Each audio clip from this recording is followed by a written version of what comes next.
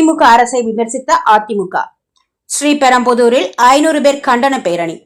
காஞ்சிபுரம் மாவட்டம் ஸ்ரீபெரும்புதூரில் பேரூராட்சி நிர்வாகத்தையும் திமுக அரசையும் கண்டித்தும் அதிமுக சார்பில் பெரும் ஆர்ப்பாட்டம் நடைபெற்றது.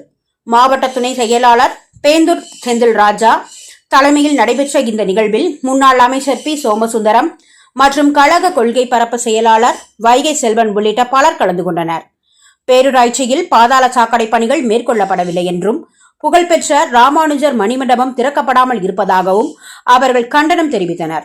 ஸ்ரீபெரும்புதூர் தொழிற்சாலை மையமாக இருந்தாலும் அடிப்படை வசதிகள் இல்லை என கோரி உடனடி நடவடிக்கைகள் எடுக்க கோரியுள்ளனர். இதனைத் தொடர்ந்து பலஜாபாத் பா கணேசன், மாவட்ட பொருளாளர் வள்ளிநாயகம், முன்னாள் எம்எல்ஏ பழனி உள்ளிட்ட பலரும் கலந்து கொண்டனர். 200க்கும் மேற்பட்டோர் பேருந்து நிலையம் முதல் அதிமுக கொடியேந்தி பேரணி நடத்தினர். பின்னர் இடையார்பாக்கம் பகுதியில் மூர்த்தி தலைமையில் மேலும் 200க்கும் மேற்பட்ட பெண்கள், இளைஞர்கள் கலந்து கொண்டனர். பெண்கள் குடங்களை ஏந்தி தண்ணீர் பஞ்சத்தை தீர்க்க கோரி ஆர்ப்பாட்டம் நடத்தினர். மொத்தமாக 500க்கும் மேற்பட்ட அதிமுக நிர்வாகிகள், உறுப்பினர்கள் திமுக அரசையும் பேரூராட்சி நிர்வாகத்தையும் கண்டித்து ஆவேசமாக கோஷங்கள் எழுப்பினர். சான்றோர் குரல் செய்திகளுக்காக உத்தரமேரூர் செய்தியாளர் கா சுடருடன் செய்தி வாசிப்பாளர் முத்துலட்சுமி. செய்திகளை உடனுக்குடன் தெரிந்து கொள்ள சான்றோர் குரல் பக்கத்தை